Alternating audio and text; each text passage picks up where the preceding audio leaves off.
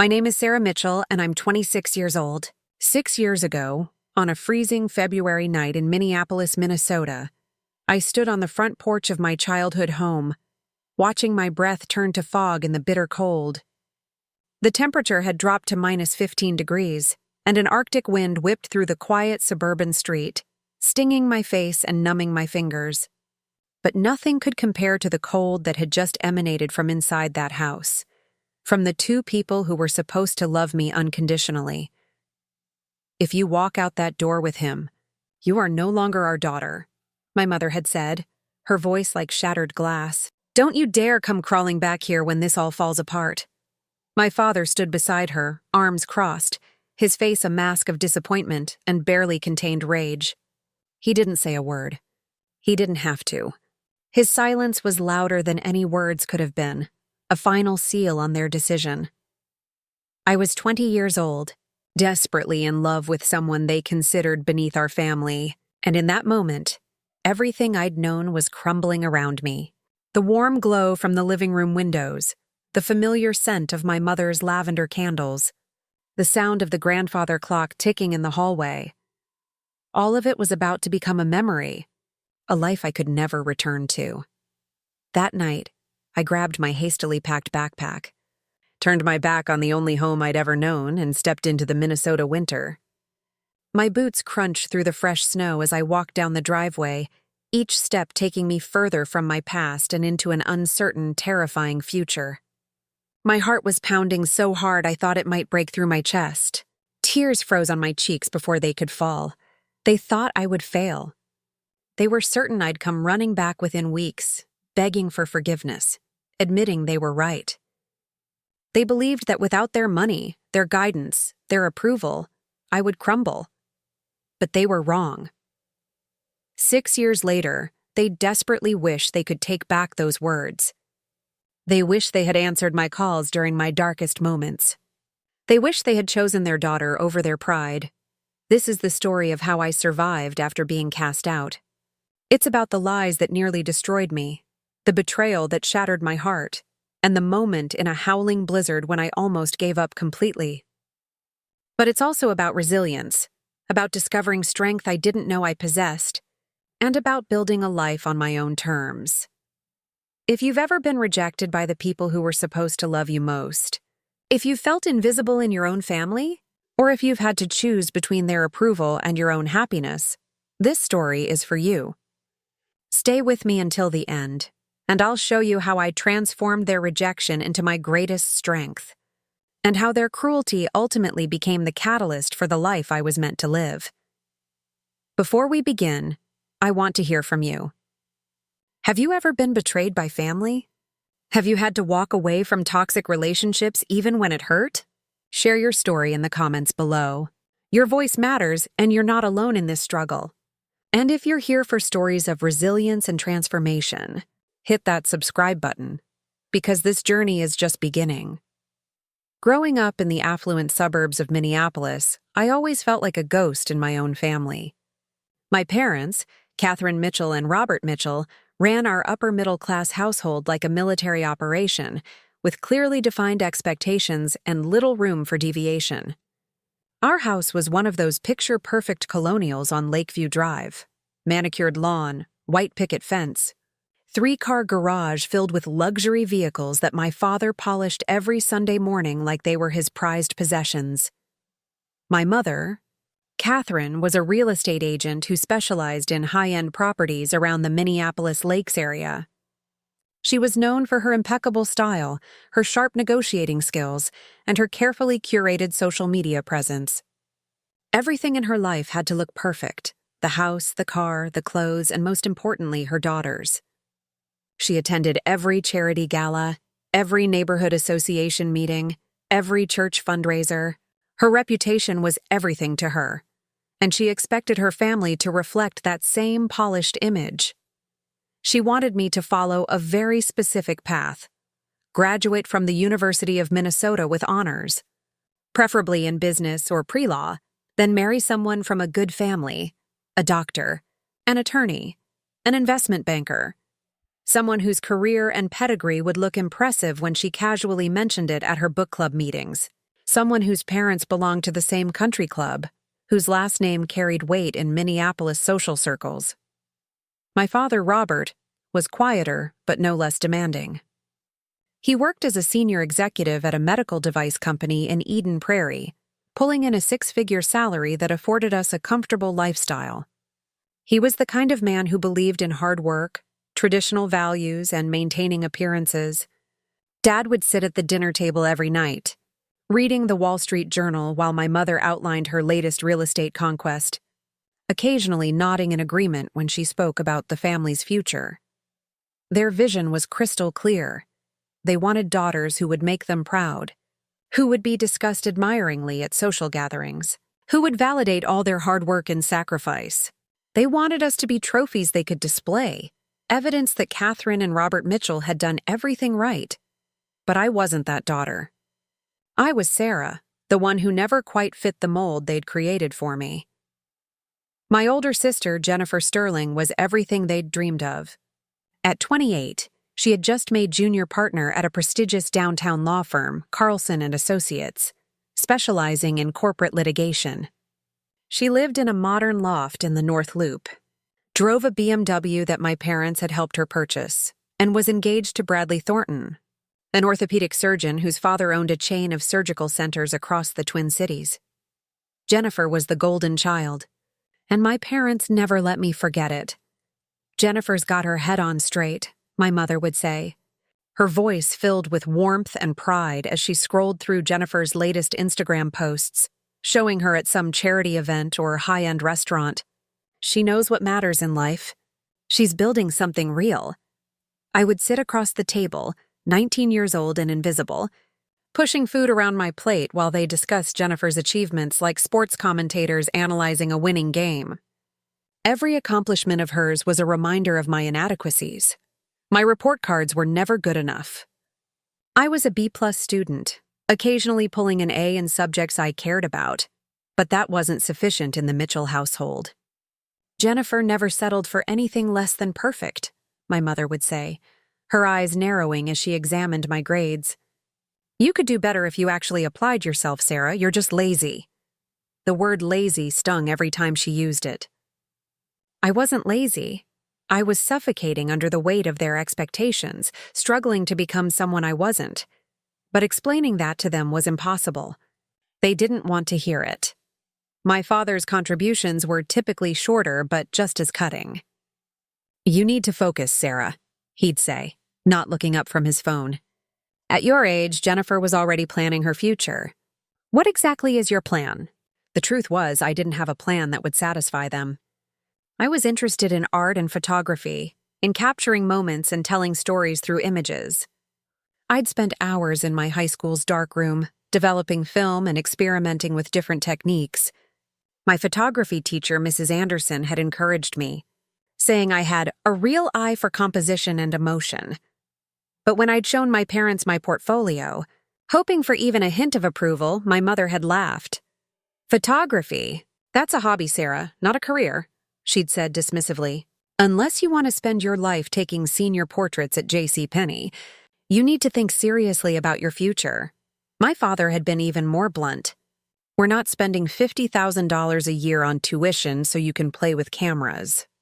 Their words carved a hollow space inside me, a gnawing emptiness that grew deeper with each criticism, each comparison to Jennifer, each reminder that I would never be enough. I felt like I was drowning in a sea of expectations, gasping for air but finding none. High school became my rebellion, though it was quiet and subtle at first. I started spending more time away from home, hanging out at coffee shops in Uptown, browsing vintage stores on Hennepin Avenue, going to underground music shows in warehouse spaces near the university. These places felt alive in a way my home never did, full of people who didn't care about appearances or social status, who valued creativity and authenticity. It was at one of these shows, a local indie band playing at the 7th Street entry, where I met Jason Carter. He was 23, with tousled dark hair, calloused hands, and an easy confidence that drew me in immediately. Jason worked as an auto mechanic at a small independent shop in South Minneapolis. the kind of place that specialized in fixing older cars and building custom bikes. He wasn't the kind of guy my mother and father had envisioned for me. He didn't have a college degree. He'd gone to technical school instead, learning his trade through hands-on experience. He didn't wear designer clothes or drive a luxury car. His truck was a beat-up 1998 Ford F-150 that he'd rebuilt himself, and he was proud of every dent and scratch because each one told a story. But Jason made me feel alive. When I was with him, I wasn't competing with Jennifer's shadow. I wasn't being measured against impossible standards.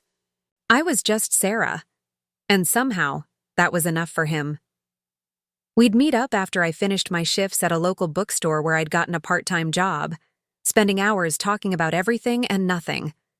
Jason would tell me about his dream of opening his own custom motorcycle shop someday, where he could work on passion projects and build bikes that were true works of art.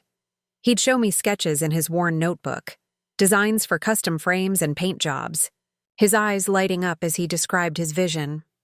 "Most people just see me as a grease monkey," he'd say, wiping his hands on his jeans.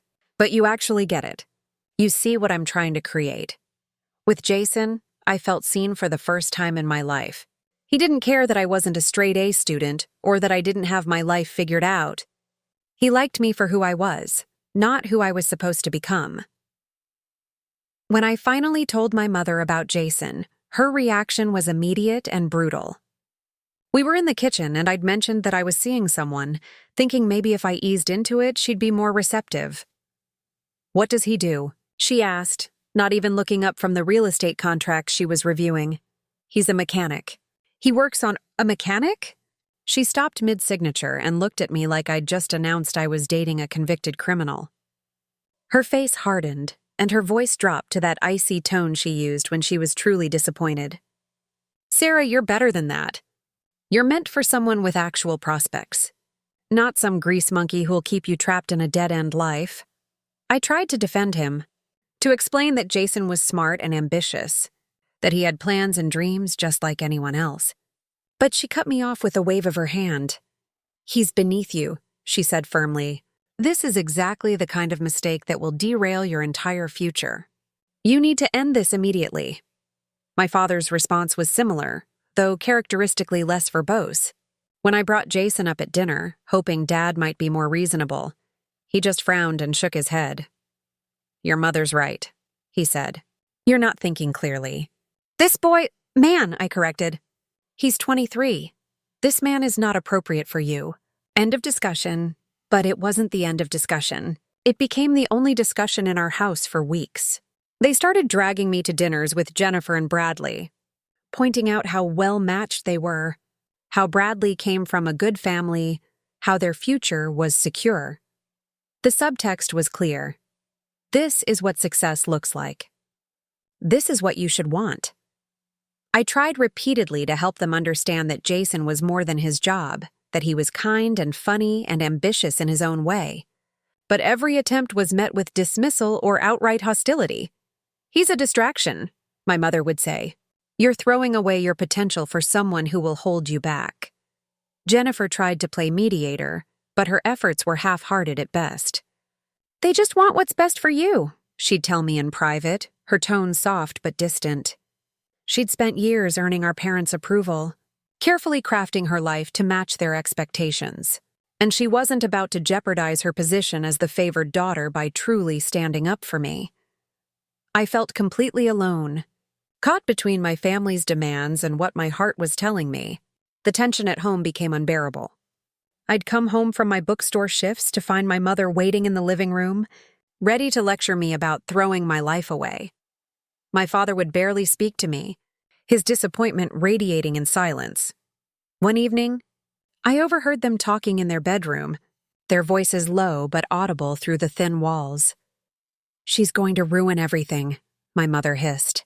"All our planning, all our sacrifices, wasted because she's infatuated with some mechanic who'll never amount to anything."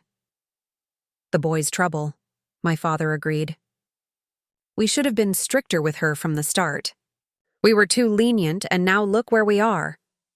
I stood frozen in the hallway, my heart sinking. They weren't worried about my happiness or well-being.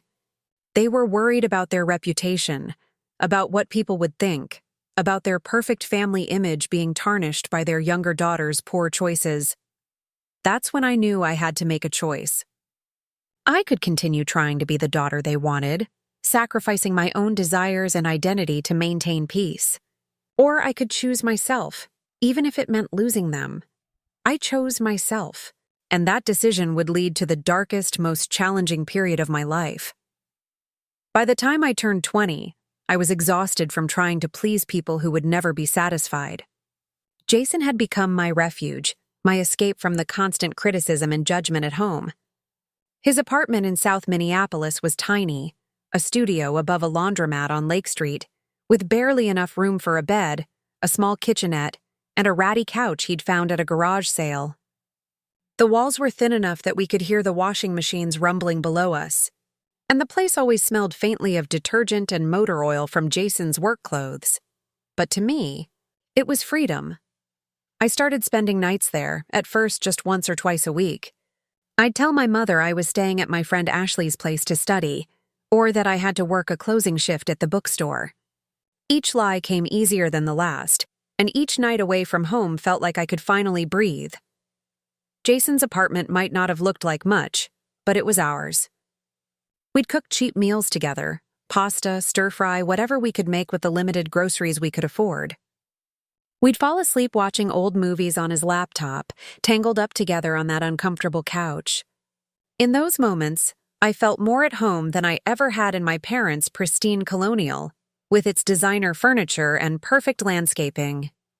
"You can stay here as long as you want," Jason told me one night, his arm around my shoulders as we watched the city lights through his single window. "We'll make it work." I wanted to believe him. I wanted to believe we could build a life together, away from my family's impossible standards and their suffocating expectations. Jennifer noticed something was off before anyone else did. She caught me sneaking back into the house one Sunday morning, my hair still messy from sleep, wearing the same clothes I'd had on the day before. "Sarah, what are you doing?" she asked, cornering me in the garage before I could make it inside. Her voice was low, concerned, but also tinged with disapproval. "Are you staying with him?" I shrugged, trying to act casual. "Sometimes. It's not a big deal." "It is a big deal," she insisted, glancing nervously toward the house to make sure our parents weren't watching. "You're playing with fire. If Mom finds out, then don't tell her," I snapped, more harshly than I intended. I was tired of Jennifer's lukewarm support, her attempts to keep peace with everyone while never truly standing up for me. "Stay out of it, Jen." She looked hurt but didn't press further. I pushed past her and headed to my room, already dreading the inevitable confrontation I knew was coming. Secrets don't last long in suburban neighborhoods. There's always someone watching, always someone ready to gossip. In our case, it was Mrs. Henderson, a busybody neighbor who was friends with my mother from the homeowners association. She'd apparently seen me loading boxes into Jason's truck one Saturday afternoon when I'd finally decided to move some of my belongings to his place permanently. By dinner time that evening, the explosion I'd been anticipating finally came.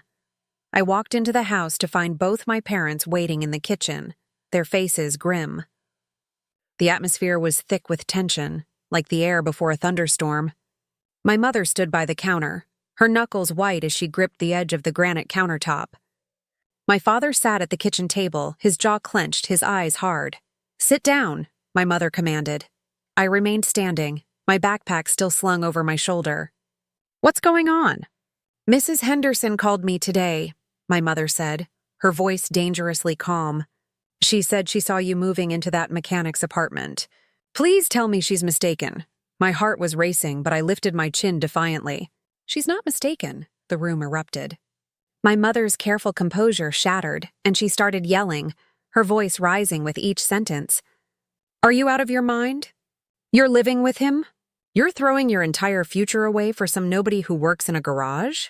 He's not a nobody," I shot back, my own voice shaking with anger and hurt. "He's kind and ambitious and—" "Ambitious?" My father interjected, his voice like thunder. "He fixes cars, Sarah.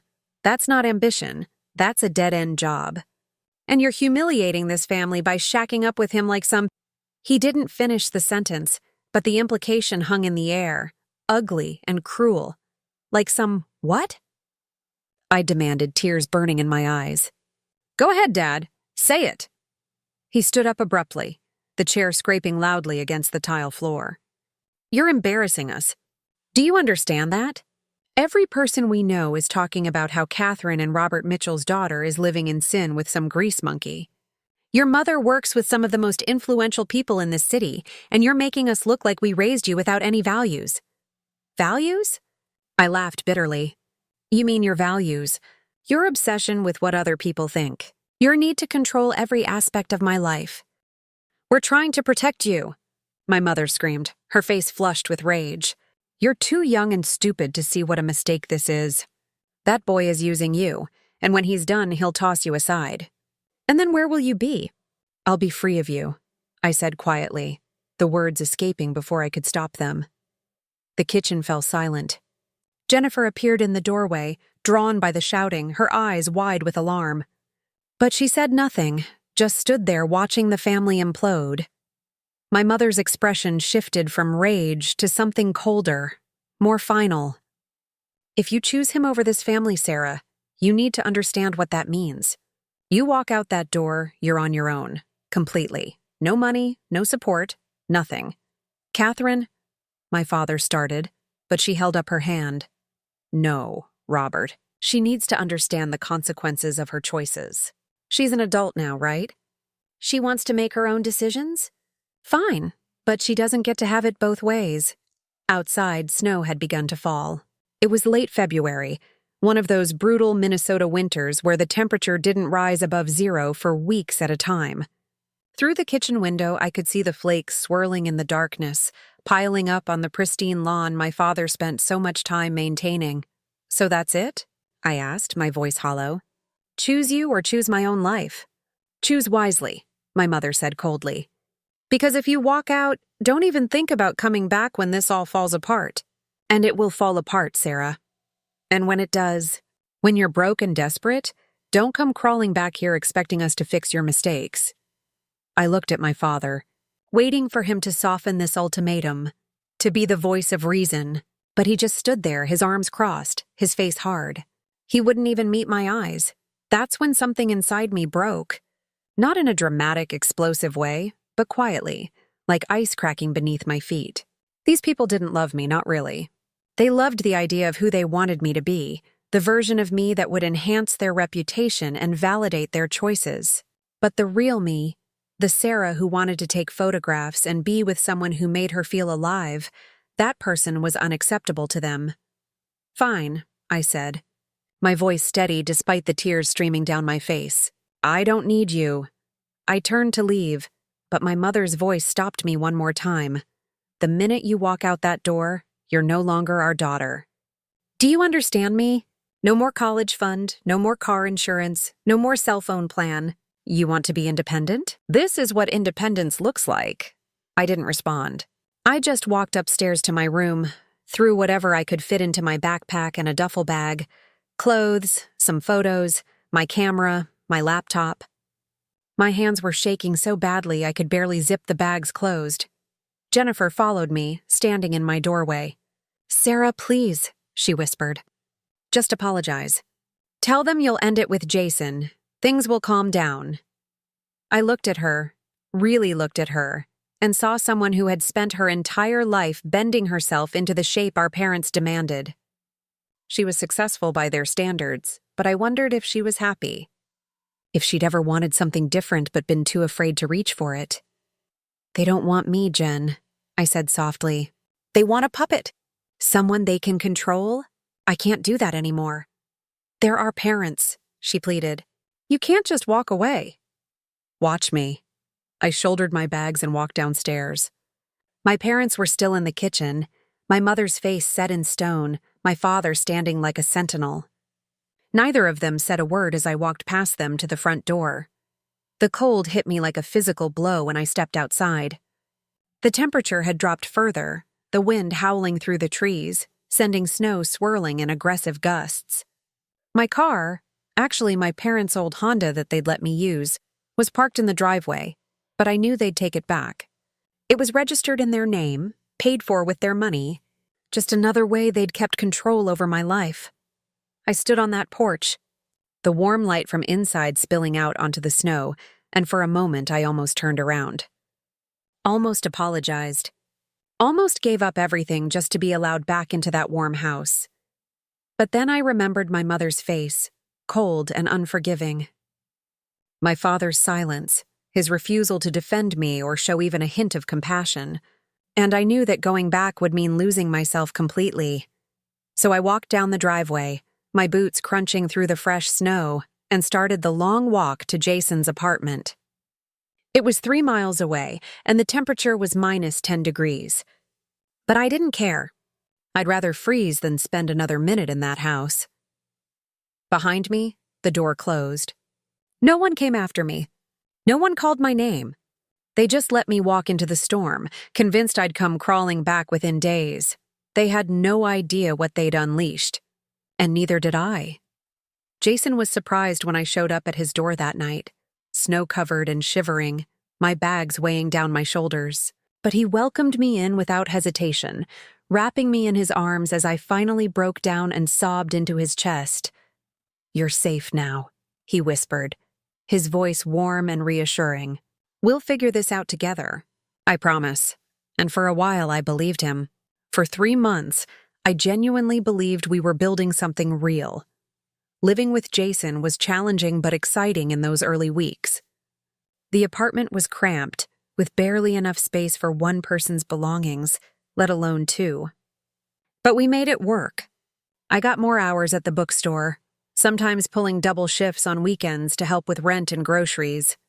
Jason worked long days at the auto shop, often coming home exhausted, his hands stained black with grease, his clothes smelling of oil and metal. But we were happy. Or at least I thought we were. We'd cook cheap meals together, ramen with whatever vegetables we could afford, spaghetti with jarred sauce, occasionally splurging on takeout pizza when we'd both gotten tips. We'd fall asleep watching Netflix on his laptop, tangled together under his threadbare comforter. On his days off, we'd explore Minneapolis together, walking around the chain of lakes, browsing thrift stores in Uptown, grabbing coffee at hole-in-the-wall cafes where everything was under $3. "See?" Jason would say, squeezing my hand as we walked through fresh snow in Minnehaha Park. "We don't need your parents' money or their approval. We've got each other." I wanted so badly to believe that would be enough. To save money, I became obsessive about budgeting. Every dollar mattered when you were making minimum wage and trying to survive in one of the most expensive cities in the Midwest. I kept a notebook where I tracked every expense: rent, utilities, groceries, gas for Jason's truck, my bus pass. I'd squirrel away whatever I could in a small savings account, dreaming of eventually getting a place that was bigger, nicer, truly ours. My sister Jennifer texted me once during that first month, a cautious message asking if I was okay. "I'm fine," I replied shortly, not wanting to open that door.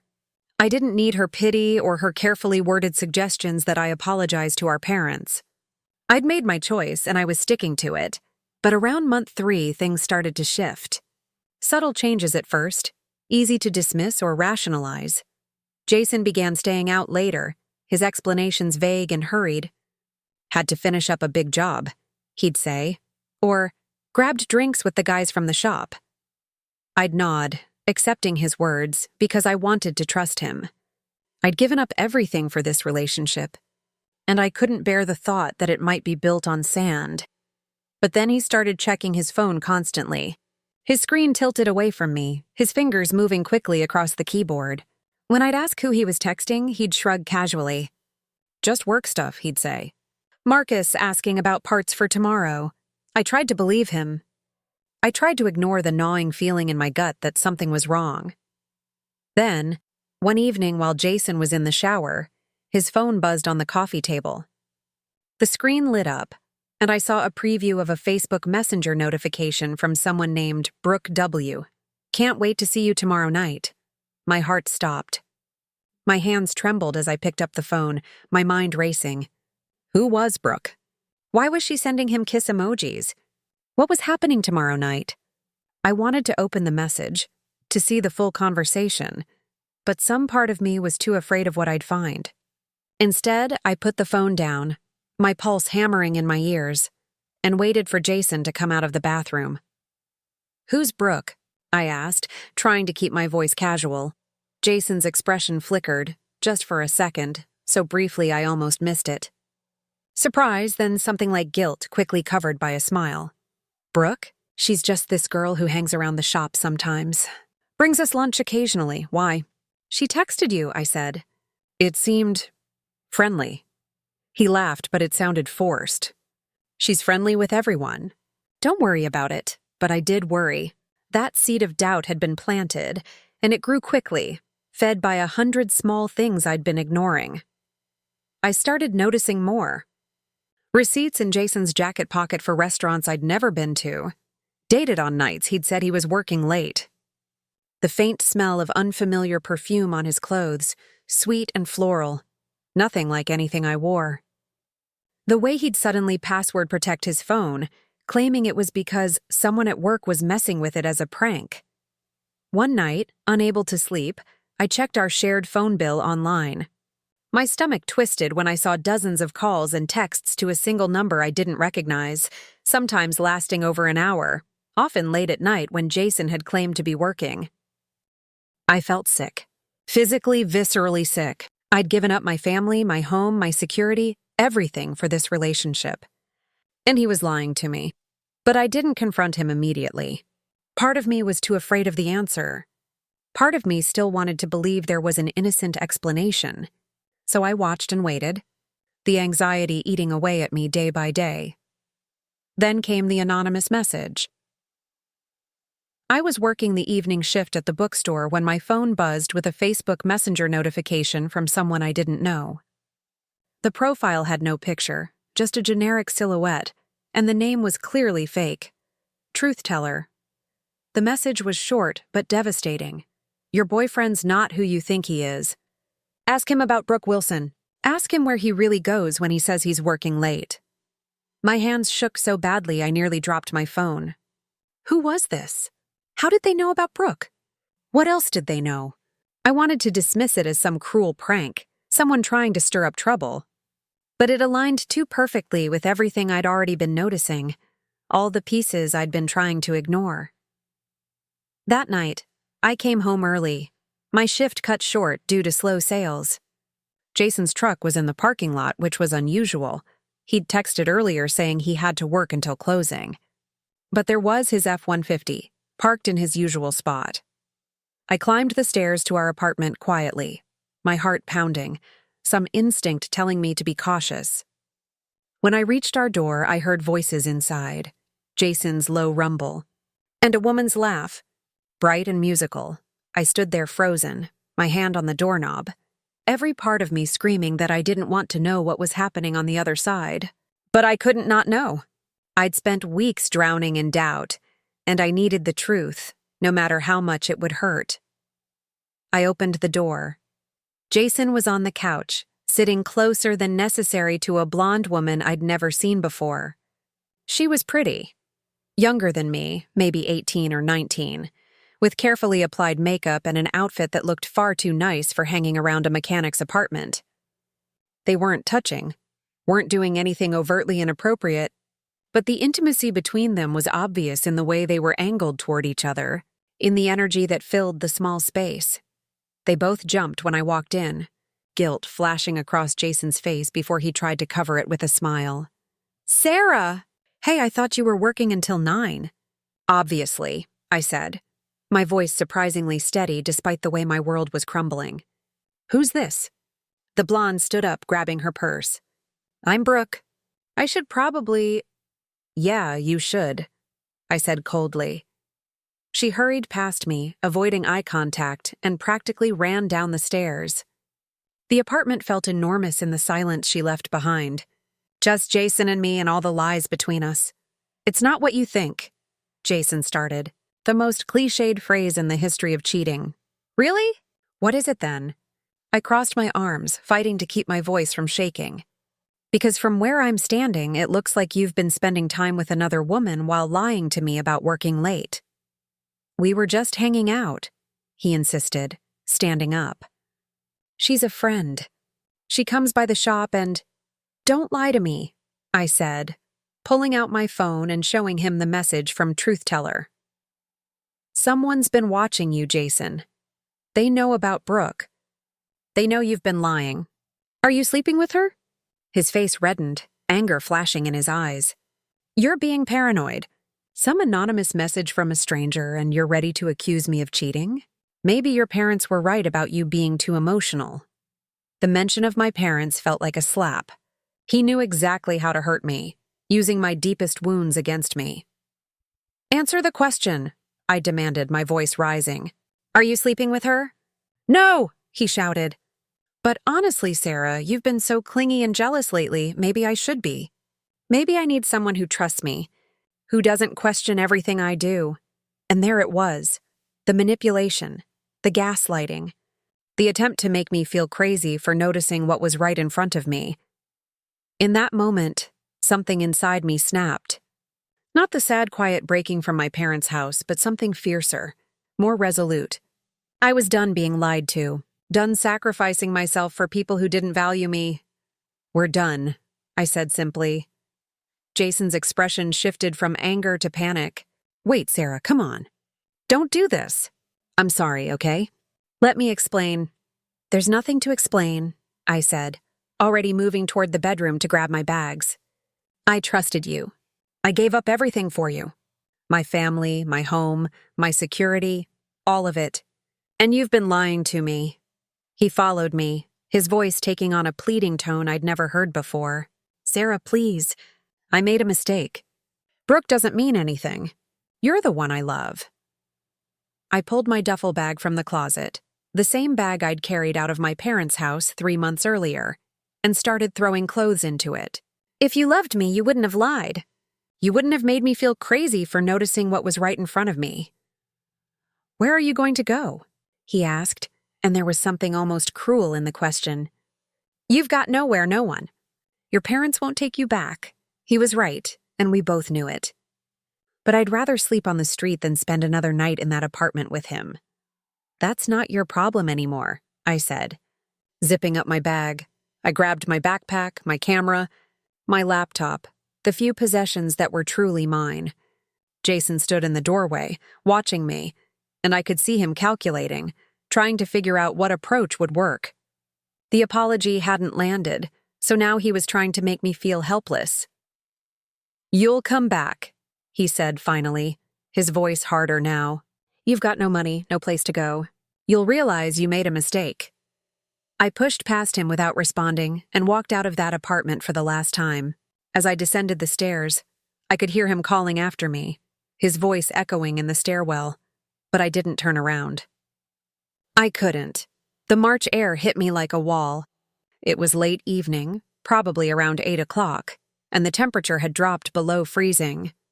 My breath fogged in front of my face as I stood on the street corner, my bags at my feet, trying to figure out what to do next. Jason was right about one thing. I had nowhere to go. I'd burned my bridges with my family, and I'd spent the last 3 months isolating myself from my friends, too ashamed to admit that maybe my parents had been right about Jason. Too proud to reach out when I was struggling. I pulled out my phone and stared at it, the screen illuminating my face in the darkness. I had $347 in my checking account, barely enough for a week at even the cheapest motel. My next paycheck from the bookstore wouldn't come for another 5 days. I was alone, broke and running out of options. That night in late March, Minnesota decided to remind everyone why people called it the frozen tundra. What started as light flurries quickly intensified into a full-blown blizzard, the kind of storm that shut down highways and made the news anchors warn people to stay indoors. But I had no indoors to stay in. I'd started walking toward downtown Minneapolis, my bags growing heavier with each step, the wind cutting through my jacket like it was made of paper. I had a vague plan to find a cheap motel near the Greyhound station, somewhere I could afford for a few nights while I figured out my next move. But the storm had other ideas. Within 30 minutes, visibility had dropped to almost nothing. Snow swirled around me in aggressive gusts, stinging my face, clinging to my hair and eyelashes. The sidewalks were buried under rapidly accumulating drifts, making each step a struggle. My fingers had gone numb despite my gloves, and my toes felt like blocks of ice in my boots. The streets were eerily empty, anyone with sense already home and safe. The few cars I saw crept along cautiously, their headlights barely penetrating the white curtain of snow. I should have called an Uber or a Lyft, but I was trying to conserve every dollar. I should have swallowed my pride and called one of my old friends, but shame kept my finger from hitting the call button. Instead, I just kept walking, putting one foot in front of the other, telling myself I could make it to the motel. But the storm intensified faster than I'd anticipated. By the time I reached the intersection of Lake Street and Hennepin Avenue, I could barely see 10 feet in front of me.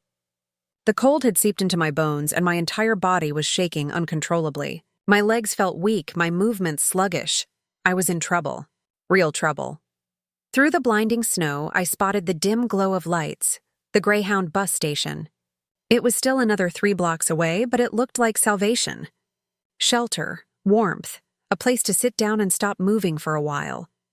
I forced myself forward, my bags feeling like they weighed 100 pounds each, my breath coming in ragged gasps. Each step was harder than the last, the cold making my muscles stiff and uncooperative.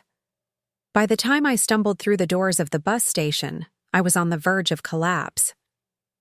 The warmth hit me like a physical force, and for a moment, I just stood there in the entrance, snow melting off my coat, creating puddles on the floor.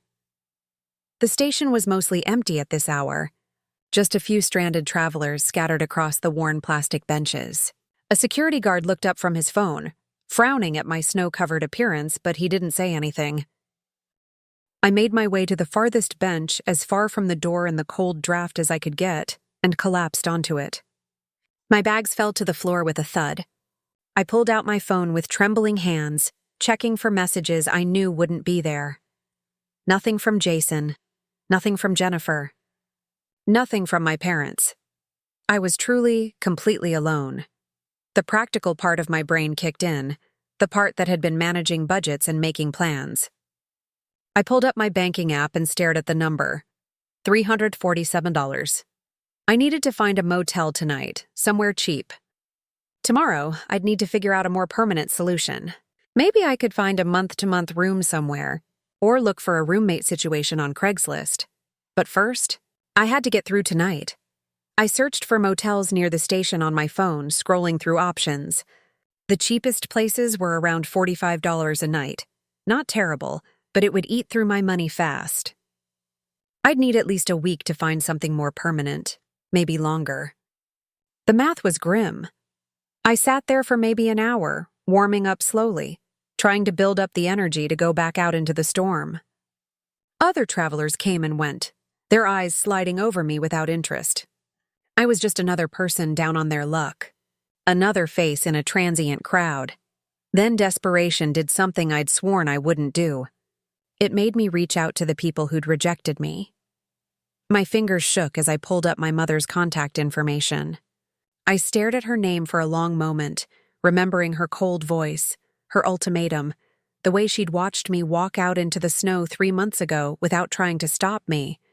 But I was desperate, and some small, pathetic part of me hoped that maybe, just maybe, they'd softened.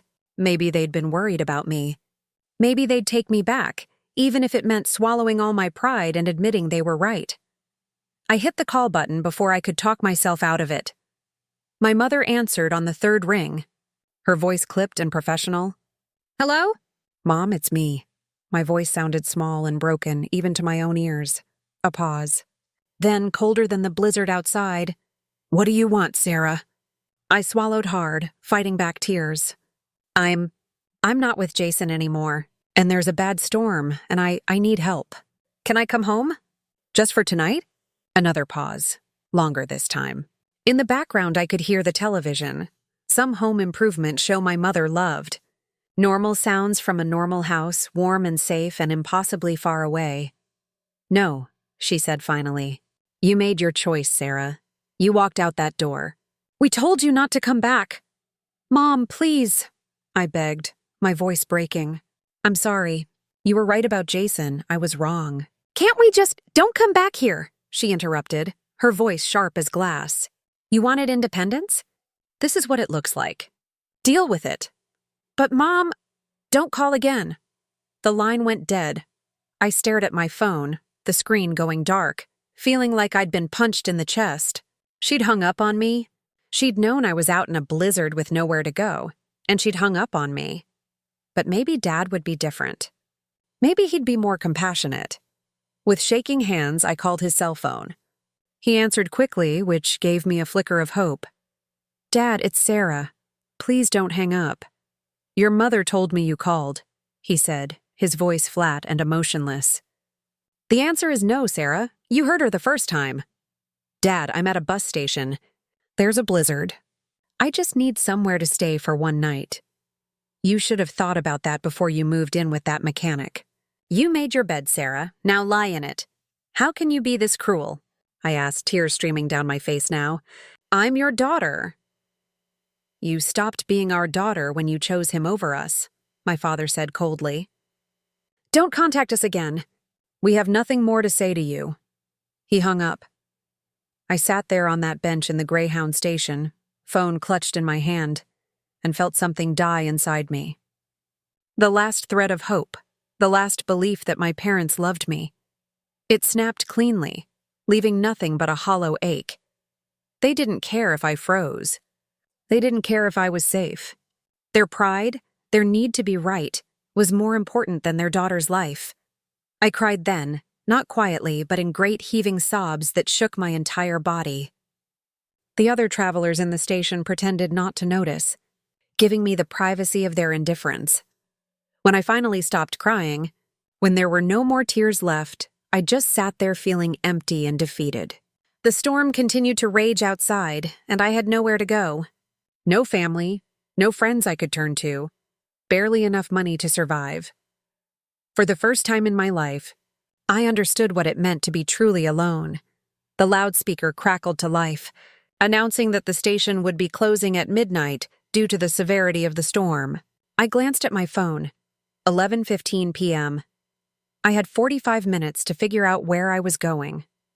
I forced myself to stand, my legs stiff from sitting and from the earlier walk through the cold. I grabbed my bags and headed toward the exit, steeling myself to go back out into the blizzard. Miss? You okay? I turned to see a man in a bus driver's uniform approaching me. He was older, maybe in his late 40s, with graying hair and a weathered but kind face. His name tag read, Marcus Thompson. I'm fine, I lied automatically, wiping at my face with my sleeve. He looked skeptical. You don't look fine. And you can't stay here, we're closing up. Storm's too bad to run any more routes tonight. I know. I'm leaving. I started toward the door, but he reached out and gently touched my arm. Where are you headed? I hesitated.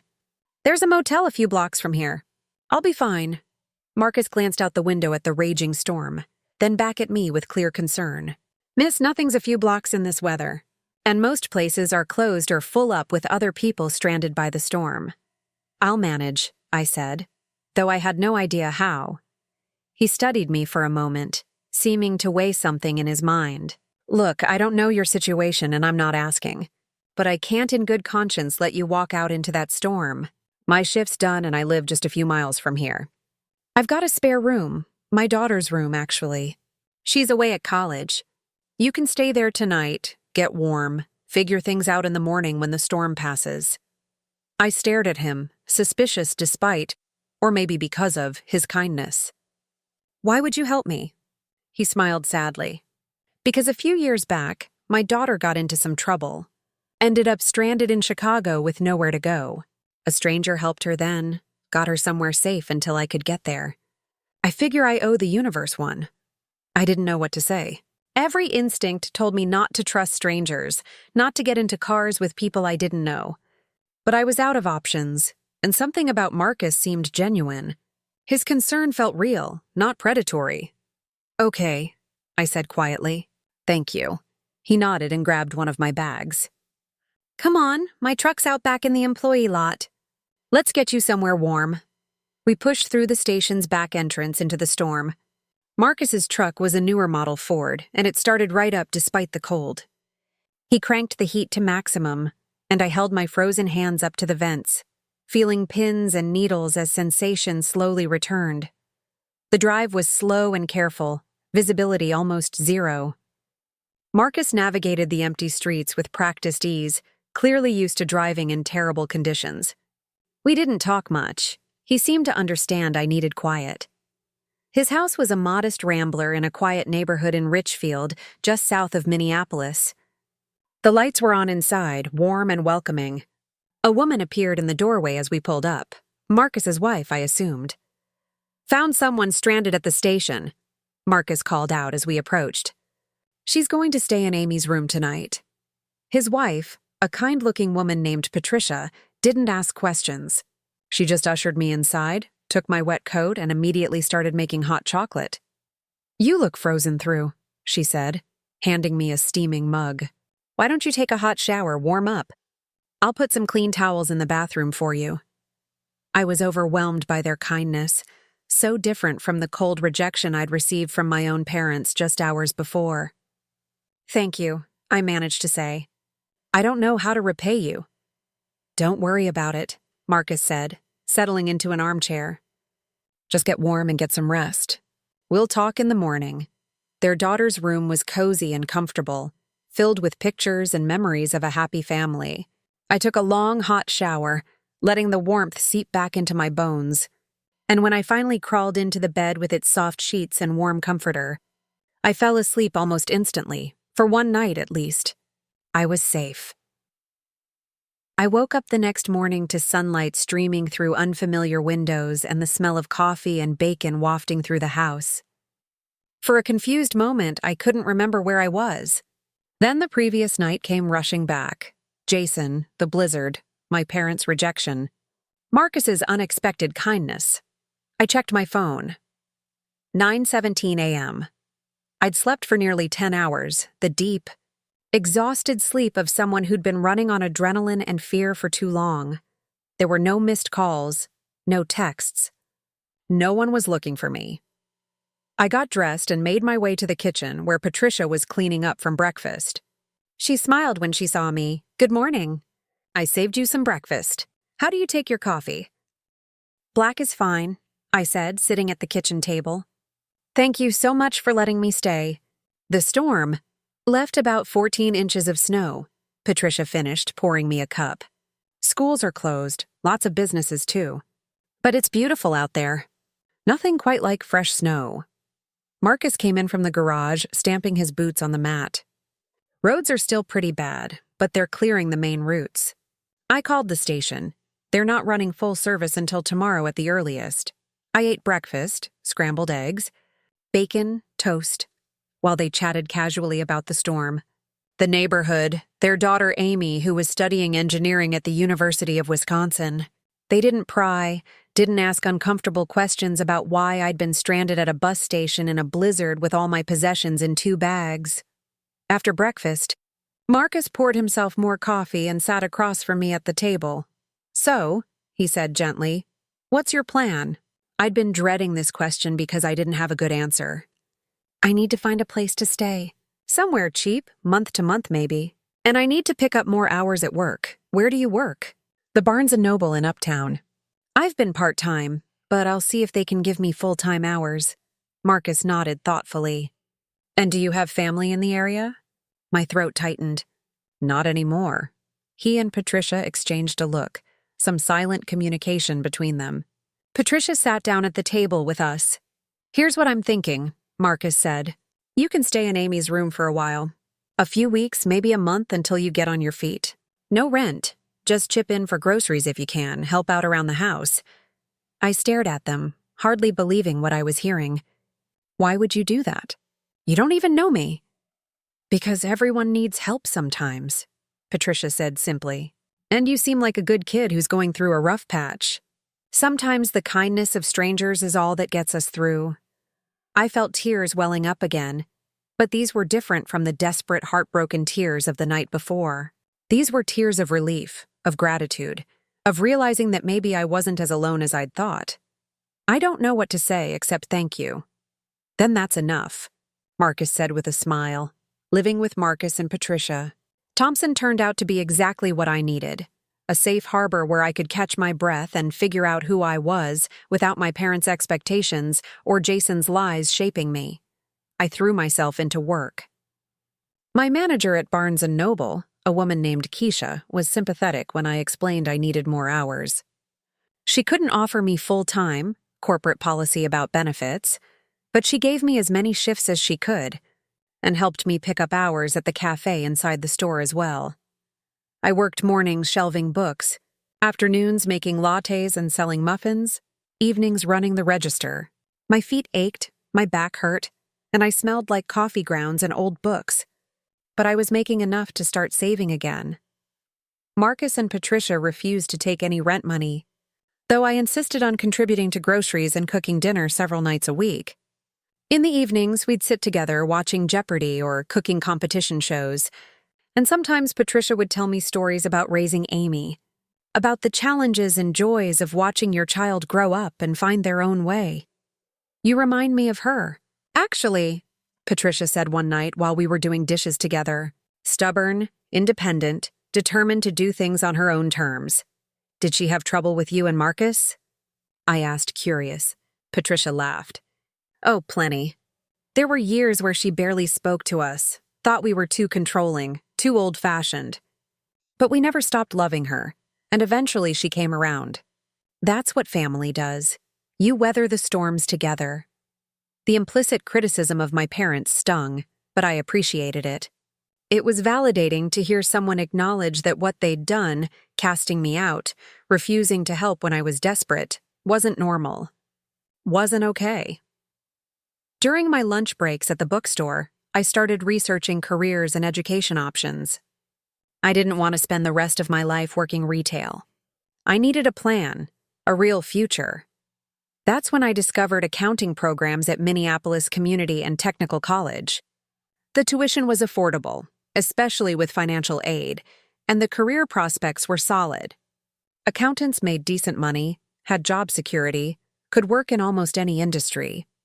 It wasn't glamorous or exciting, but it was practical. And after months of chaos and uncertainty, practical sounded perfect. I applied to MCTC and was accepted for the fall semester.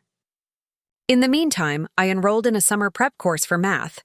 Since it had been a while since I'd taken anything beyond basic algebra, I also reached out to someone I'd been avoiding. My old best friend from high school, Emily Chen.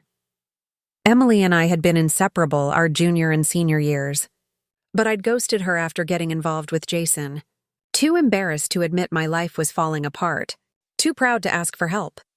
I sent her a text one evening, my finger hovering over the send button for a full minute before I got the courage to hit it. "Hey, it's Sarah. I know it's been a while and I'm sorry for disappearing. Would you want to grab coffee sometime?" She responded within minutes. "Sarah. Yes, tomorrow? Same place as always?" We met at Spy House Coffee in Northeast Minneapolis, the same cafe where we used to spend hours studying and gossiping about classmates. Emily looked exactly the same, petite, with long black hair and bright, intelligent eyes behind stylish glasses. She hugged me tight when she saw me. "God, I missed you. Where have you been?" Over the next 2 hours, I told her everything. My parents' rejection, moving in with Jason, his betrayal, the blizzard, Marcus and Patricia's kindness. Emily listened without judgment, her expression shifting from concern to anger to sympathy. "Your parents actually said that?" she asked, incredulous. "In the middle of a blizzard?" "Word for word. That's unforgivable, Sarah." It felt good to hear someone say it out loud, to validate that what they'd done was cruel and wrong. I'd spent so many months questioning myself, wondering if I was being too dramatic or too sensitive. But Emily's reaction confirmed what I'd known in my heart. My parents had failed me in the most fundamental way. "So what now?" Emily asked. "What's the plan?" I told her about MCTC, about my plans to study accounting, about slowly rebuilding my life one careful step at a time. "You're going to be okay," Emily said firmly. "I know you, Sarah. When you set your mind to something, you make it happen. And this time, you're doing it for yourself, not to please anyone else." We made a pact that day to reconnect, to not let our friendship slide again. Emily became one of my anchors during those difficult months, someone who knew my past but believed in my future. Around the same time, I got an unexpected text from my sister Jennifer. It was brief and cautious. "Mom mentioned you called. Are you okay?" I stared at that message for a long time before responding. "I'm fine." No thanks to them, her next text came an hour later. "Can we meet?" "Just you and me?" Part of me wanted to say no, to cut off all connection to my family. But another part, maybe the part that still hoped for some kind of reconciliation, agreed. We met at a neutral location, a diner in St. Paul halfway between her apartment and where I was staying. Jennifer looked stressed, older somehow than the last time I'd seen her just a few months before. "You look good," she said, which was generous. I'd gained a little weight from stress and irregular eating, had dark circles under my eyes from working double shifts, and my clothes were showing wear. "Thanks," I said neutrally. "How are Mom and Dad?" Jennifer's expression darkened. "Not great, actually. I think they're struggling with what happened." "Good," I said flatly. "Sarah, they threw me out, Jen. They told me never to come back. And then when I called them, desperate and terrified in the middle of a blizzard, they hung up on me. So, excuse me if I don't have a lot of sympathy for their struggles." Jennifer looked down at her coffee. I know they were wrong. I told them so. We had a huge fight about it, actually. But they're stubborn, and now they're too proud to admit they made a mistake. That's their problem, not mine. "I brought something," Jennifer said, pulling an envelope from her purse. "It's not much, but it's from me, not them. $500. I wanted to help. I stared at the envelope, conflicting emotions warring inside me. Pride said to refuse it, to prove I didn't need anyone from that family.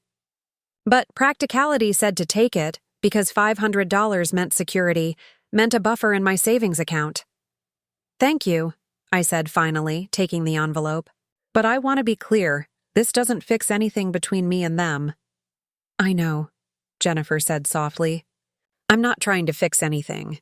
I should have stood up for you sooner. I should have been a better sister. I'm sorry. It was the first real apology I'd received from anyone in my family, and it cracked something open inside me. I appreciate that." We talked for another hour, carefully navigating around the minefield of our parents, focusing instead on our lives. Jennifer admitted she wasn't happy at her firm, that the 70-hour weeks were killing her, that her relationship with Bradley was strained because they barely saw each other. Her perfect life suddenly seemed a lot less perfect. "Sometimes I wonder if I'm just living the life they wanted instead of the life I want," she confessed. "It's not too late to change that," I told her. We left with a tentative understanding, not quite reconciled but not enemies either. Jennifer would be my sister, but I wouldn't let her be a conduit to our parents. That door was closed, maybe forever. Summer turned to fall, and with it came my first semester at MCTC. I'd moved out of Marcus and Patricia's house into a tiny studio apartment in the Seward neighborhood, a working-class area with cheap rent and good bus access. The apartment was barely 300 square feet, with a Murphy bed, a hot plate instead of a stove, and a bathroom so small I could barely turn around. But it was mine. My name was on the lease. Nobody could take it away from me. Marcus and Patricia had been sad to see me go, but proud of my independence. "You'll always have a place here if you need it," Patricia had said, hugging me tight on moving day. Balancing school and work was brutal. I took 4 classes: Introduction to Accounting, Business Math, Composition, and Economics, while still working 35 hours a week at Barnes & Noble. I'd study on my lunch breaks, do homework late into the night, survive on coffee and determination. But I loved it. For the first time in years, I felt like I was building toward something. Each good grade, each concept I mastered, was proof that I could do this on my own. My accounting professor, Dr. Helen Rodriguez, took notice of my dedication. After class one day, she pulled me aside. "Sarah, you have a real aptitude for this. Have you thought about transferring to a 4-year program after you finish here?" The idea had seemed impossible, too expensive, too ambitious. But Dr. Rodriguez explained there were scholarships, grants, programs specifically for non-traditional students like me. "Don't sell yourself short," she said firmly. "You're smart and hardworking. You could go far in this field." Her words planted a seed. Maybe I could do more than just survive. Maybe I could actually thrive. I started researching transfer programs to the University of Minnesota and St. Thomas University. Both had accounting programs with good job placement rates. It would take time. I'd need to finish my associate's degree first, which would take another year and a half at my current pace. But it was possible. That winter, I heard through Emily that Jason's motorcycle shop dream had collapsed.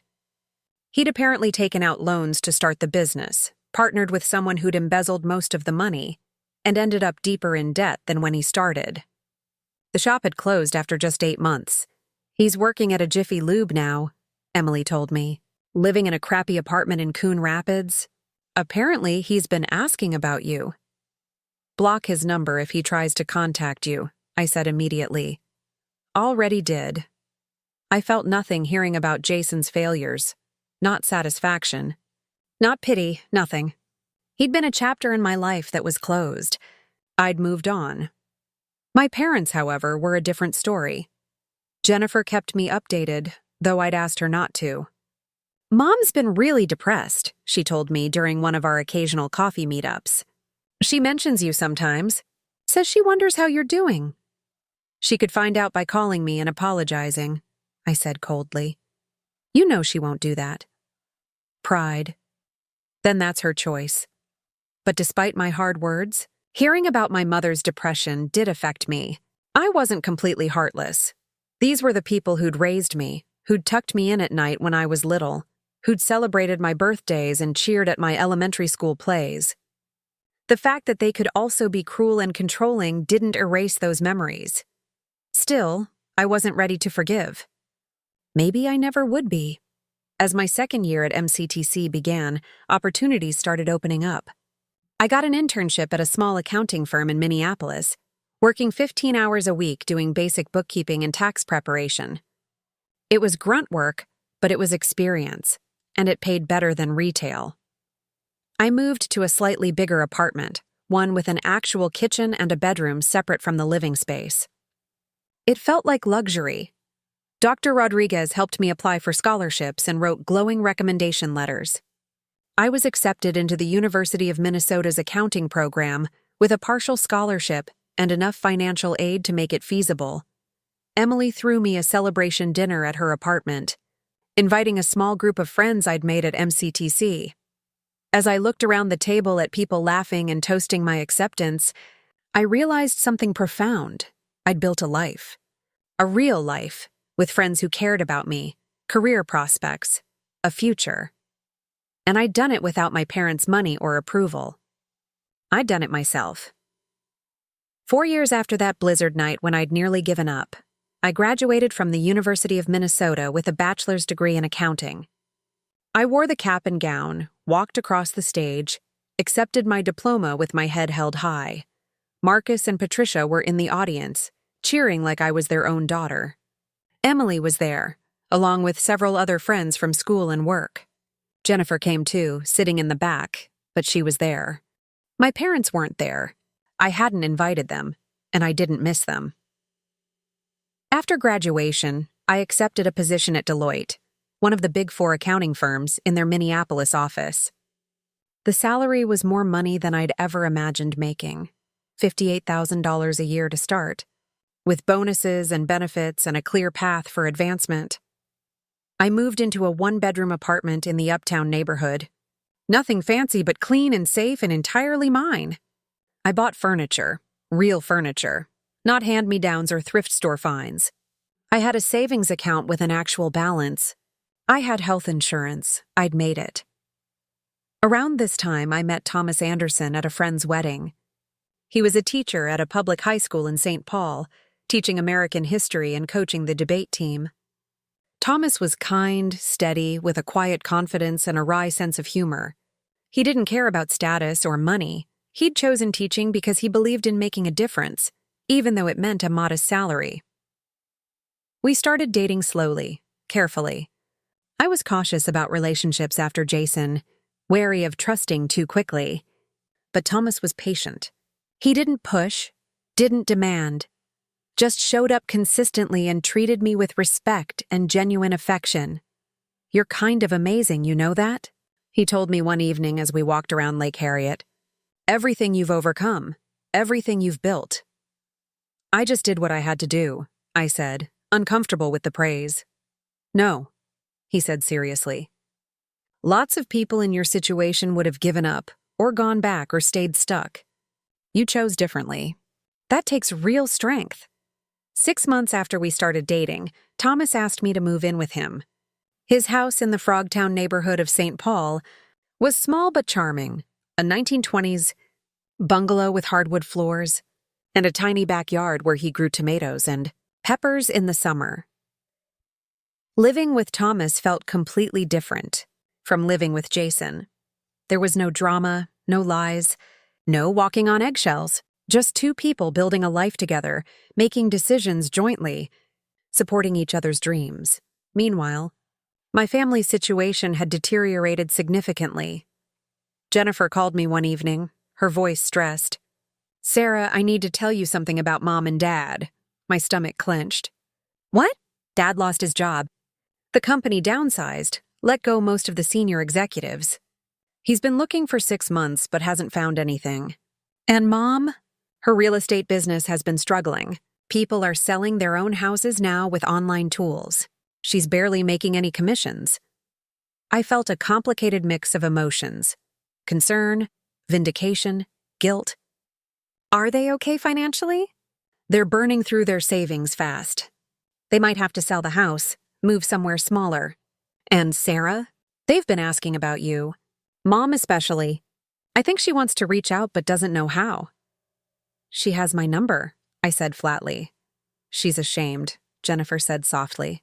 "She knows she screwed up and she doesn't know how to fix it. That's not my problem to solve." But 2 weeks later, a letter arrived at my apartment, forwarded from my old address. The handwriting on the envelope was my mother's, shaky and uncertain. I stared at it for a long time before opening it. Part of me wanted to throw it away unread, to maintain the walls I'd built. But curiosity, and maybe some lingering daughter-shaped hope, made me tear it open. The letter was 3 pages long, handwritten in my mother's usually perfect script, now uneven and smudged in places as if tears had fallen on it. "Dear Sarah, I don't know if you'll read this. I wouldn't blame you if you threw it away, but I need to write it anyway. Need to say things I should have said years ago. I was wrong. Your father and I were both wrong, but I was the one who pushed hardest, who said those terrible things, who told you never to come back. I've replayed that night 1,000 times in my mind, wishing I could take it back, wishing I'd been the mother you needed instead of the mother I thought I should be. I was so focused on appearances, on what people would think, on this image I'd built of what our family should look like. I thought I was protecting you by pushing you toward the right choices.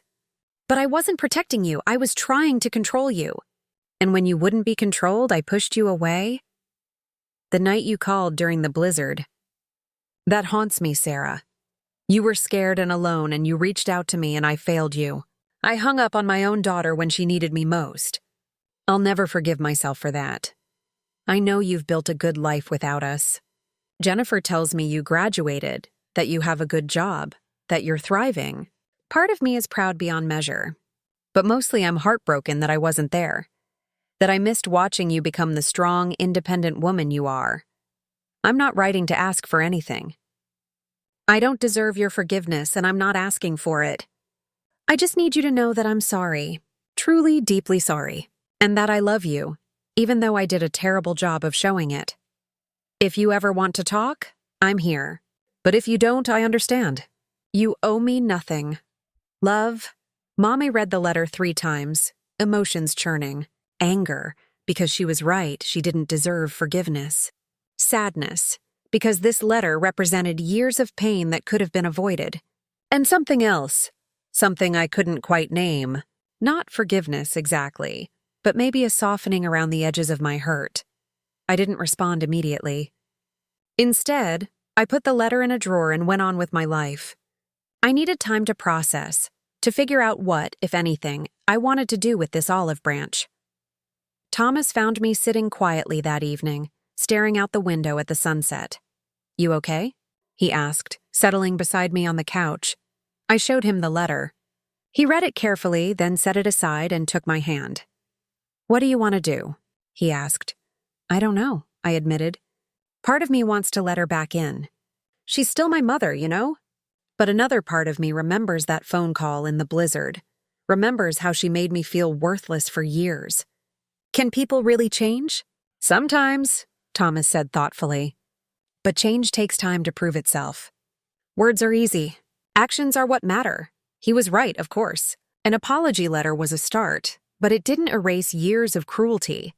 It didn't undo the damage. I let 2 months pass before I responded, and when I did, it was brief. "Mom, I received your letter. I appreciate the apology, but I need you to understand that words aren't enough to rebuild trust. That will take time if it's even possible.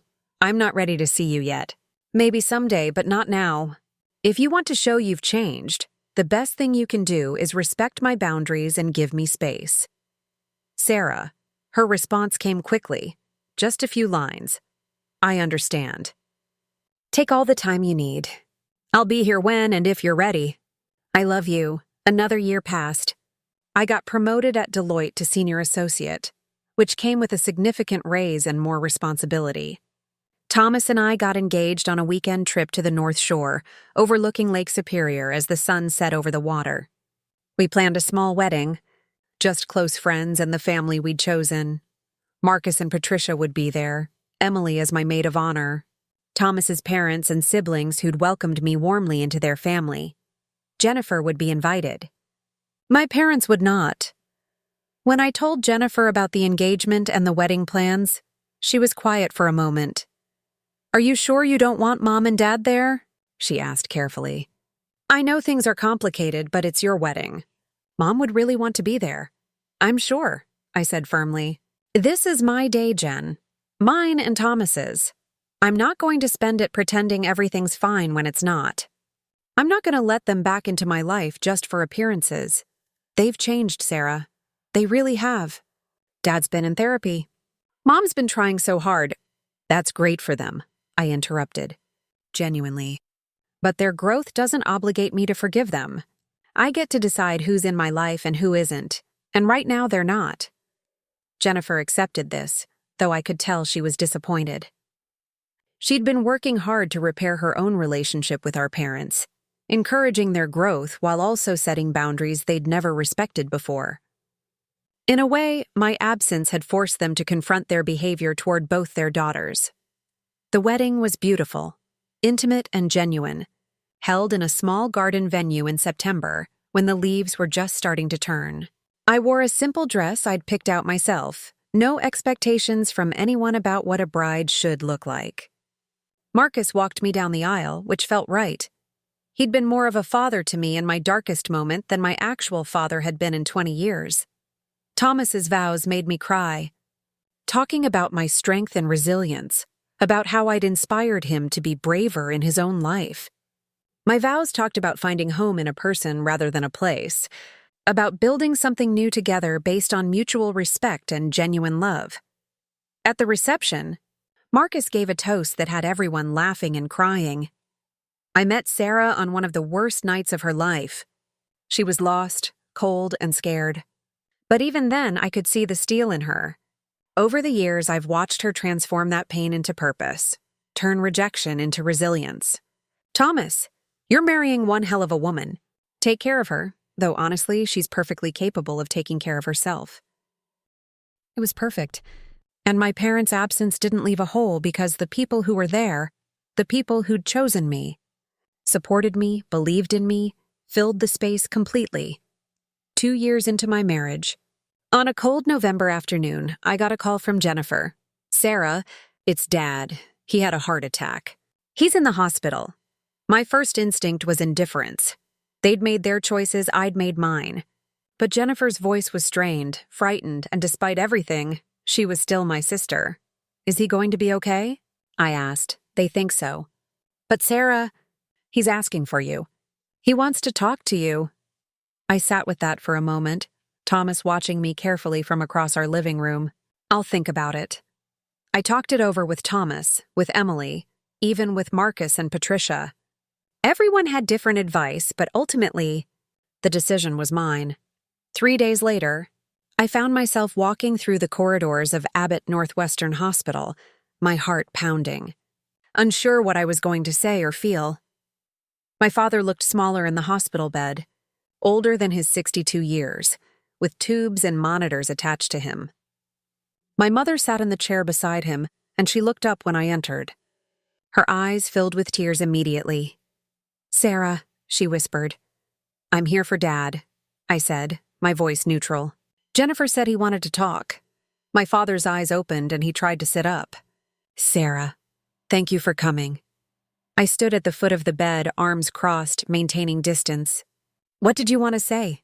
He took a shaky breath, wincing slightly from the pain. "I wanted to say I'm sorry. Your mother and I both are. We failed you as parents. We chose our pride over our daughter, and there's no excuse for that." My mother stood up, moving closer but not touching me. "I know you probably don't believe we've changed. But we have, Sarah. Losing you, really losing you. It broke something in us. Made us look at ourselves honestly for the first time. You didn't lose me," I said quietly. "You threw me away." "There's a difference. You're right," my father said. "We did, and I've spent the last 3 years wishing I could undo it. Wishing I'd answered your call that night. Wishing I'd been the father you deserved." I felt my eyes burning but refused to let the tears fall. "Do you know what it was like? Being 20 years old with nowhere to go, no one to turn to? Calling you from a bus station in a blizzard and having you hang up on me?" "I know," my mother said, her voice breaking. "And I'll never forgive myself for that. Never.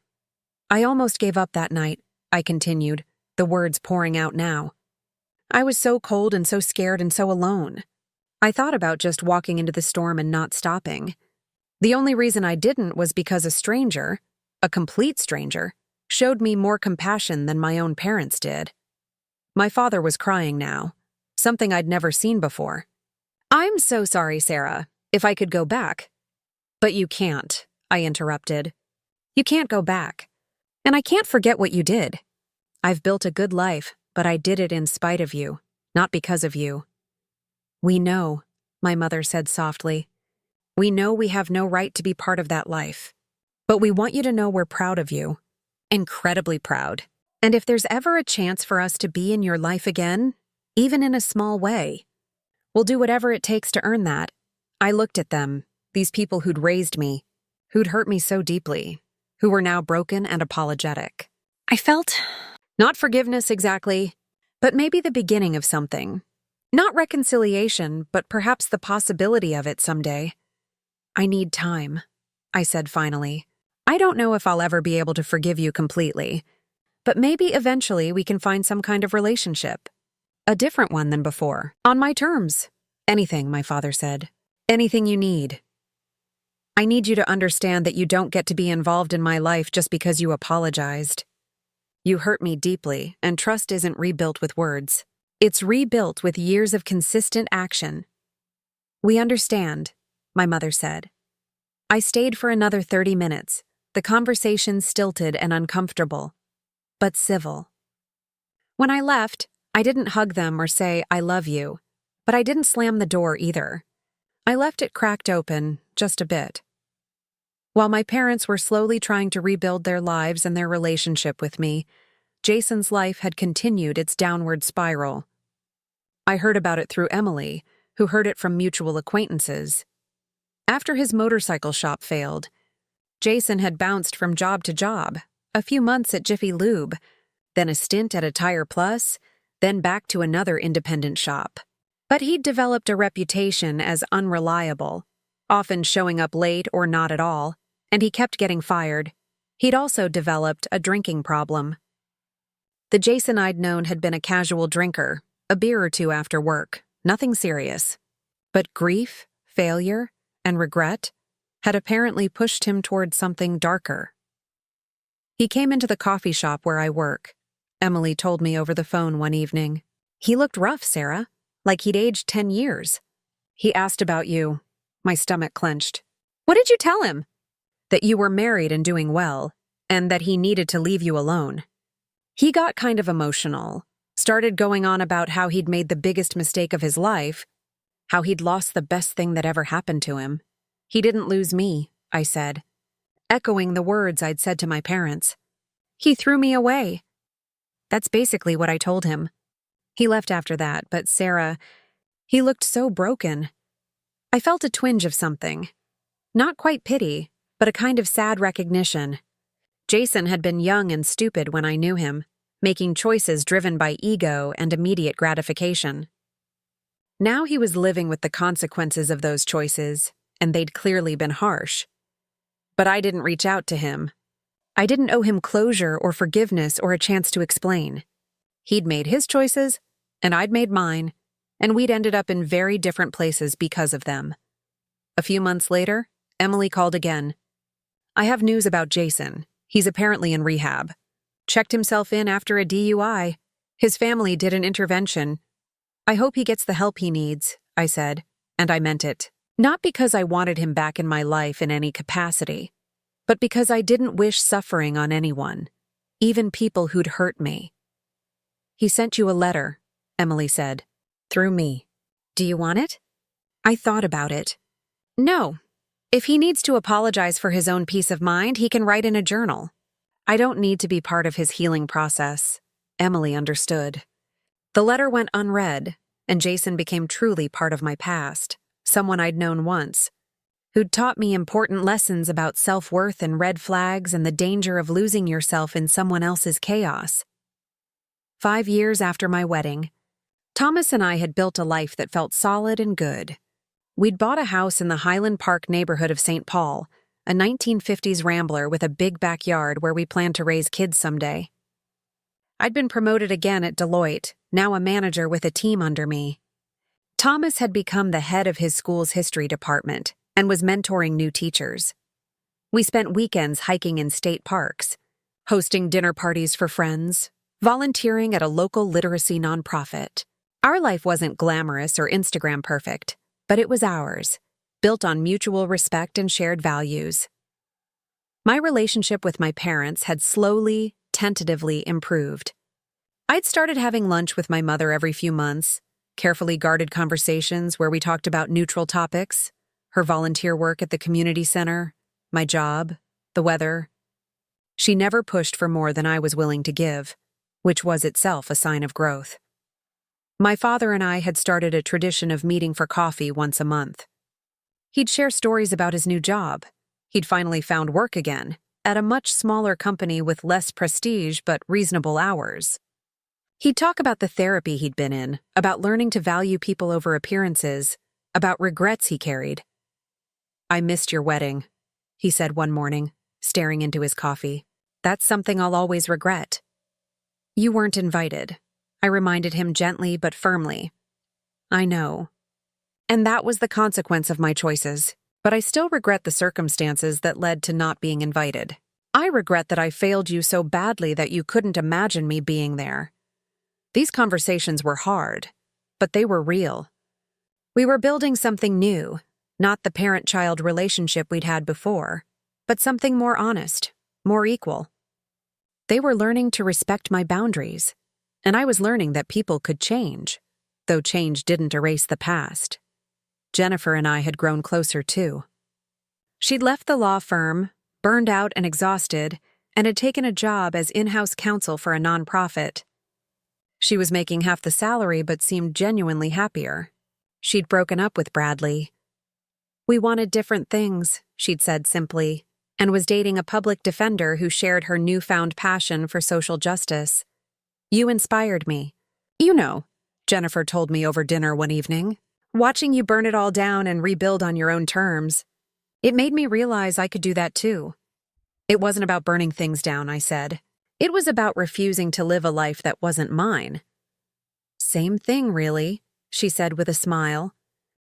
Marcus and Patricia remained fixtures in my life.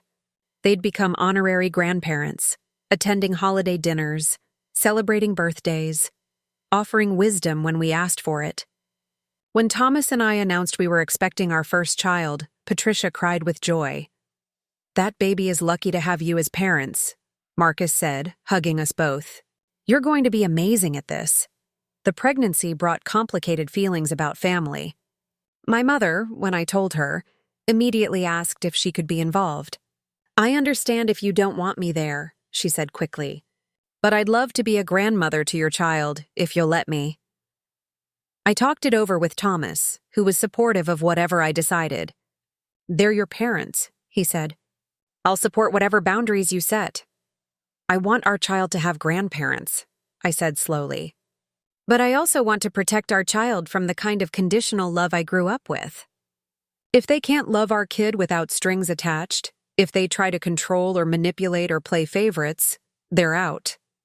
"That's fair," Thomas agreed. "We can set those boundaries clearly." So I told my parents they could be involved, but on specific terms. They'd follow our parenting choices without criticism. They'd respect our schedules and boundaries. They'd show up consistently and reliably, or not at all. And if they ever said anything to our child about not being good enough or needing to meet certain standards, they'd lose access immediately. They agreed, humbly and gratefully. When our daughter Emily Rose, named after my best friend who'd stood by me, was born on a sunny May morning, both sets of grandparents came to the hospital. My mother held her granddaughter and wept, whispering apologies I'd heard before, promises to do better. Watching my father hold Emily, his face soft with love, I felt something I hadn't expected. Hope. Not that the past would be erased, or that our relationship would ever be what it might have been, but hope that the future could be different. That my daughter would grow up knowing her grandparents, but would never feel the weight of impossible expectations I'd carried. It's been 11 years since that February night when I walked out of my parents' house into a blizzard. 11 years since they told me never to come back. Looking back now, standing in the life I've built, I can say with certainty, walking away was the best decision I ever made. It didn't feel that way at the time. It felt like the end of the world, like I was losing everything. And in a sense I was. I lost my family, my home, my sense of security. I lost the future they'd planned for me, the path they'd laid out, but I gained something infinitely more valuable. Myself. I learned that I was stronger than I thought. That I could survive things I never imagined surviving. That rock bottom, while terrifying, is also liberating. Because once you've lost everything, you're free to rebuild however you want. I learned that the people who truly love you don't make you choose between their approval and your own happiness. They don't cast you out when you disappoint them. They don't hang up when you're desperate and scared. I learned that family isn't just blood. It's Marcus and Patricia opening their home to a stranger. It's Emily accepting my apology and rebuilding our friendship. It's Thomas choosing me every day. It's the community of people who showed up when my biological family didn't. I learned that forgiveness is complex and personal. Some people say you have to forgive to move on, but I don't think that's true. You can acknowledge someone's apology, can even rebuild a relationship without fully forgiving them. You can hold space for both healing and hurt. I learned that people can change, but that change doesn't erase history. My parents are different now, humbler, more self-aware, working actively to be better. But that doesn't undo the years of criticism, the night they abandoned me, the phone call they refused to take. I can appreciate their growth while still carrying the weight of what they did. Most importantly, I learned that choosing yourself isn't selfish. It's survival. It's self-preservation. It's refusing to shrink yourself to fit someone else's vision of who you should be. To anyone reading this who's been rejected by family, who's felt like they'll never be good enough, who's had to choose between their own happiness and someone else's approval, choose yourself. It will be hard. There will be moments when you doubt everything, when the loneliness feels crushing, when you wonder if you made a mistake. But on the other side of that darkness is a life that's authentically yours. A life built on your values, your dreams, your terms, and that life is worth every painful step it takes to get there. My parents lost 6 years of my life, years they can never get back. They missed my college graduation, my first real job, my engagement, my wedding, the birth of their granddaughter. They missed all of it because their pride was more important than their daughter. Now they show up for Emily's birthday parties, for Sunday dinners, for the small moments that make up a life. They're trying, and I'm letting them try on my terms, with my boundaries firmly in place. But they know, and I know, that things will never be what they could have been. That trust, once shattered so completely, can be rebuilt only into something new and different. We have a relationship now, but it's not the relationship of my childhood. It's the relationship of two adults who share history and are choosing, carefully and deliberately, to be in each other's lives.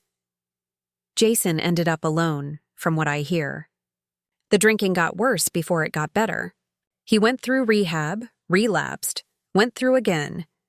He's apparently sober now, working at a factory, living in a small apartment, trying to put his life back together piece by piece. He has no partner, few friends, a life that's much smaller than the one he imagined when he was 23 with dreams of owning a motorcycle empire. His betrayal, which felt like the end of the world when it happened, was actually a gift. It pushed me out of a situation that was never going to work, forced me to stand on my own, taught me what red flags looked like. I don't wish him ill, but I don't think about him much either. He's a cautionary tale, a chapter that's closed. I share my story not for pity or praise, but because I know there are people out there going through similar struggles.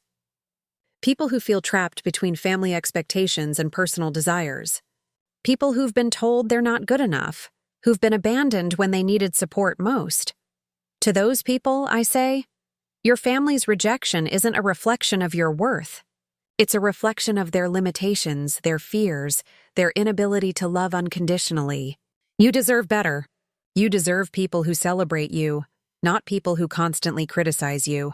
You deserve relationships built on mutual respect, not manipulation and control.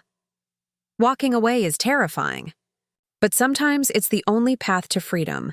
I built a life I love, with people who love me authentically and unconditionally. I have a career I'm proud of, a marriage built on partnership and respect, a daughter who will grow up knowing her worth isn't tied to anyone else's approval. I am enough. I was always enough. My parents couldn't see it, Jason couldn't see it, but that was never about me. It was always about them, and now, finally, I see it myself. Last month, on Emily Rose's 3rd birthday, we had a party in our backyard. Thomas was manning the grill. Friends and neighbors were scattered across the lawn. Kids were running through the sprinkler screaming with joy. My mother sat at the picnic table with Patricia, the two of them laughing about something while they watched Emily open presents. My father was helping Marcus set up the pinwheel decorations Emily had insisted on. Jennifer arrived late, apologizing profusely, carrying a ridiculously large stuffed giraffe that made Emily squeal with delight. Thomas found me standing on the deck, watching it all, and wrapped his arm around my waist. "You good?" he asked. I leaned into him, thinking about that 20-year-old girl standing in a blizzard with nowhere to go, thinking she'd lost everything. Thinking about the journey from there to here, all the pain and growth and hard-won victories along the way. "Yeah," I said, meaning it completely. "I'm really good." Because I'd learned the most important lesson of all. Home isn't a place, and family isn't just blood. Home is what you build for yourself. Family is who you choose, and happiness is what you create when you finally stop trying to be someone else's version of perfect and start being authentically, unapologetically yourself. The blizzard didn't break me. It freed me, and I've been flying ever since.